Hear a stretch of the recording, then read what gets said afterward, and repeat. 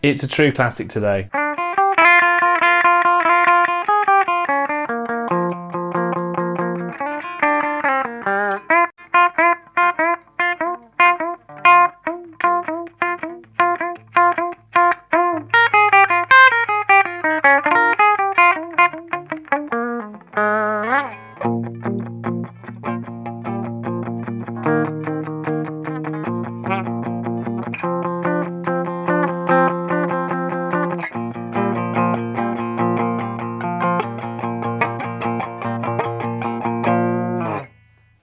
So we're doing Johnny Be Good. We had to do this, one, because I watched the Michael J. Fox film, I think it's called Still, the other day, which was kind of very powerful, and we kind of got into Back to the Future, you know, all the films and stuff, and just watching that back, and the very funny line of, you know, Chuck Berry's cousin, Marvin Berry, who does a very funny little bit when Johnny Be Good's playing, and it's just a classic song, and I just thought, actually, there's not that many good tabs out there on how to play it, and also there's a lot of them are kind of slightly different to the record, a lot of them are approximations and all that stuff, so I thought we'd go for it today and do a proper version of Johnny Be Good from Chuck Berry. We'll start with the intro here, which is quite a tough little intro to get right fully. By the way, it's a Chuck thing. What does it say? You wouldn't understand. So we begin here on the 6th fret with a slide, so it goes like that. Now I'm going to use all down picks here in the beginning intro section. So 6 to 7 with that second finger. You can do a much longer slide. I've seen that in live versions, so you can go if you like. So 6 to 7 slides, 6 and 8 on that B string. And this is the hardest thing to remember, the initial slide.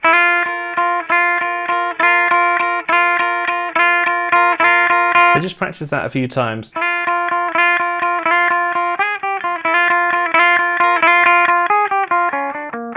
So again, that initial slide, 1, 3, first fingers then third finger, slide 5, 5 to 6, 6. So 3 of those. In a live video now, Chuck Berry unbelievably gets his second finger and stretches up to the 9th fret and does this. Now, I would not recommend doing that because it doesn't do that on the record either. But it's just an option there, so I've given you that live variant there with the second finger. But more usual and more normal is to use the third finger on that 9th fret here. So, and you can leave that first finger down if you like, so.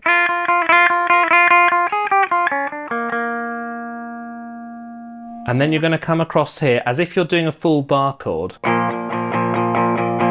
But you're going to ignore the root note and you're just going to hold your third finger down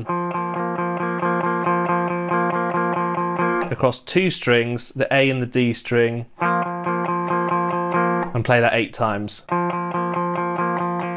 And then you're going to come up for this little sliding shape here, back onto that 7th fret slide. And then you're playing doubled notes here, so 7 and 6, 7, 8, 7, 6. Then you're going to slide down following that with that second finger. 5th fret there with the second finger again. And then you play a sort of dead note, so hold it lightly. And then you're going to use this third finger to jump up to the 8th fret. And you're really going to palm mute with your right hand here. So you're going to keep these strings, the bottom strings, nice and contained. And at the same time, you're going to try and just keep everything under wraps here. So it's very kind of stifled sound. And you're going to do a down and an up pick shape like this.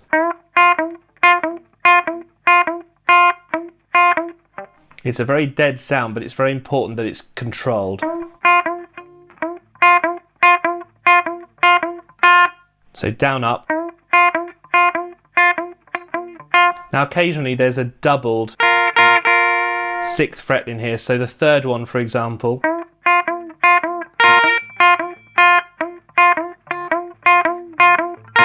And the last one as well. We're still in the intro, remember, so this is very, very complicated to get right, but it's really cool once you can play it.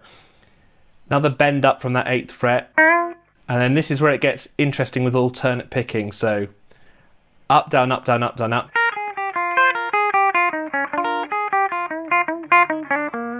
So just go through the sequence of notes here. So it's the 6th fret, 9, 8, 6, up pick for this one on the 2nd finger. And that's a bend. And there has to be an up pick there, because you're going to do what I would call like a sweep or a rake here. Slightly space the notes with down picks. And then this is the unusual one, the pull off here.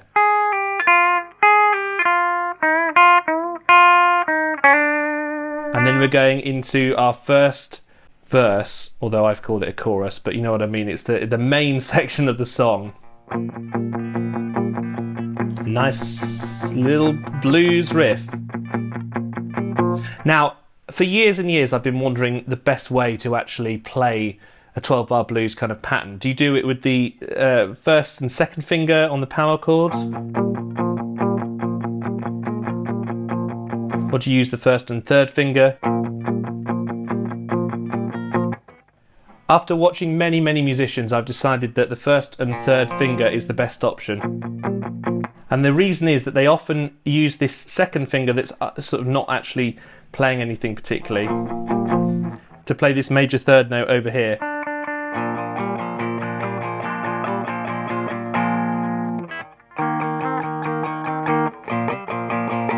And also, that's what Chuck Berry does in this song.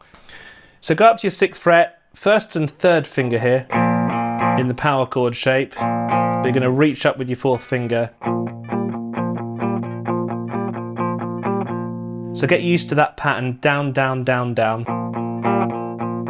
And the 3rd of the 4 is going to be your 4th finger. So 1, 2, 3, 4, 1, 2, 3, 4, 1, 2, 3, 4. So you're going to play this shape 8 times. 4, 5, 6. So that's the 8, and then you come across. Now the trick here is to not actually change the 1st finger position at all. So from there,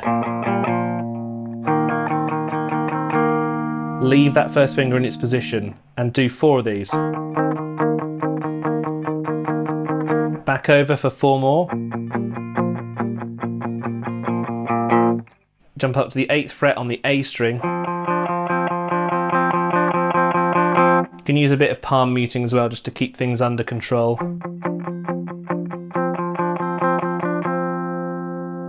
And then we're back over to the 6th fret here. Now we're going to go for sort of an alternating solo or lead guitar / chord section here. Now, I don't think that Chuck Berry truly alternates between these two. I think it's just 2 separate recorded lines. So you've got this shape here.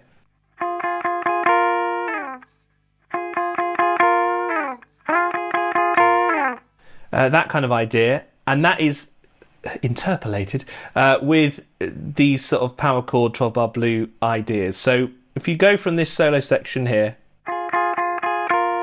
you can return to the chords if desired, it says on the tab.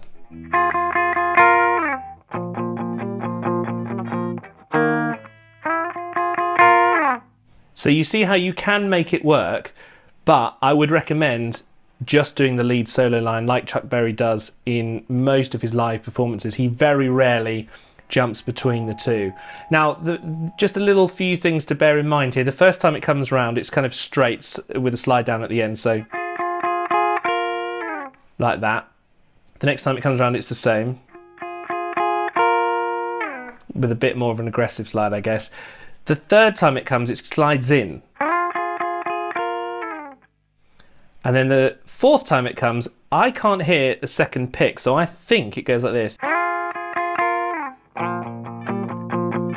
And then you come over to this chord, and then the last time you hear it is like this. And then there's a random note that follows that. So you've got the same shape again. Move down to this doubling of the 8th fret there. And then you play a single 8 note on the G string, 8th fret on the G string. And then you're back in to this chorus section.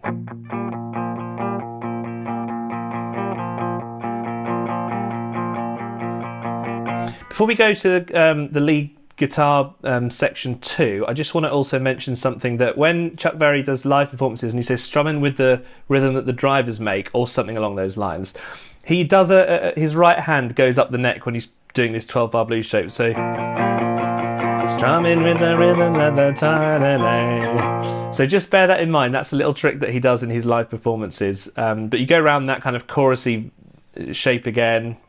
12-bar blues, 8 of these, 4 of these, 4 more of these, 4 of them,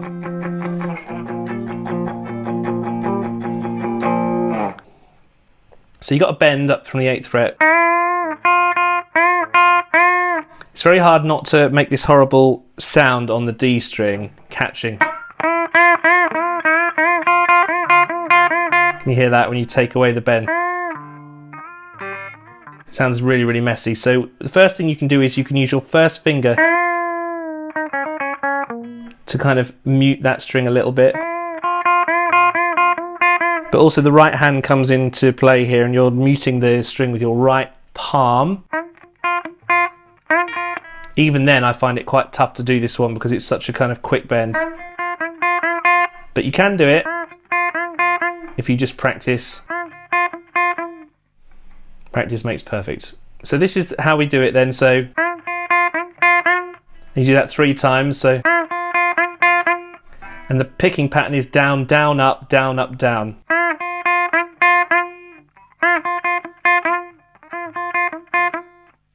And then you've got a shorter one here on the 4th time. Like that. And then the next time it comes around, it's a longer one. We're on to page 2 of our tab now. We've had a bit more of this 12-bar blues action. So you do 3 of these. Pause if you're going to play the chorus and the lead at the same time. Then we're going back to our beginning shape here. The 6th to the 7th slide here with that 2nd finger. Now the main note that you hear is actually the 8th fret on the G string. But you can also slightly hear the B string and the 8th fret there. So I would recommend playing it like this.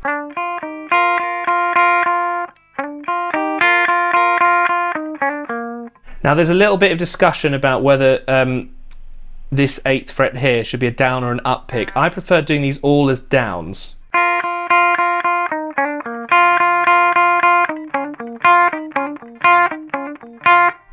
But you can go for the other option.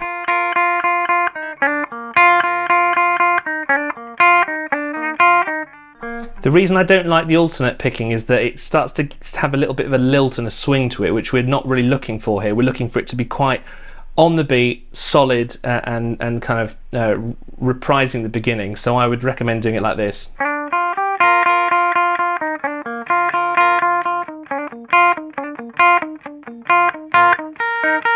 When you're doing the last bit though, you can use the up picks. Because that's what Chuck Berry does, so therefore it's good. This is the last bit of this section that's quite similar to the opening in a way. You've got these kind of run of notes here. So you start with this 8th bend up here. And then you pause. And then this crucially has to be an up pick. Because you're setting up again.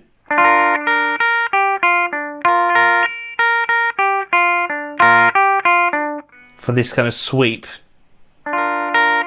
As before.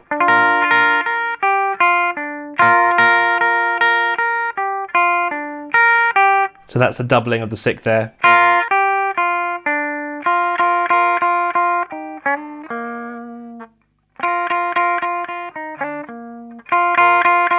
You can do this with an up or a down pick. I'm going to say actually suggest doing it with the down like before.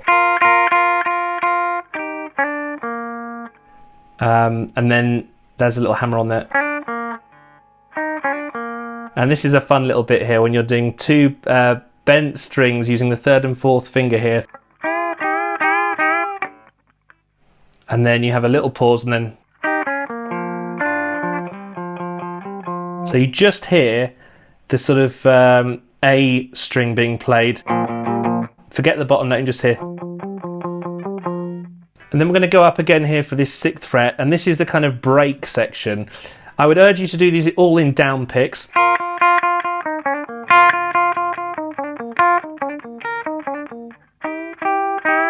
But you can do the alternate version, which I've written out for you.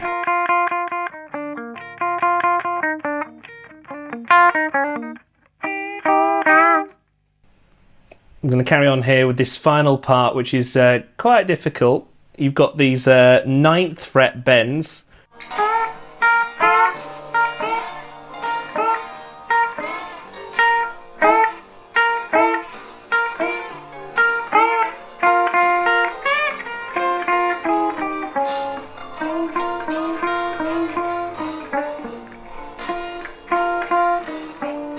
So you get the point there, and then the next section here is a doubling of the 6th, and then you just play a single one to follow those two. Now, as we discussed in the first video, you can use the Chuck Berry 2nd finger like that if you want.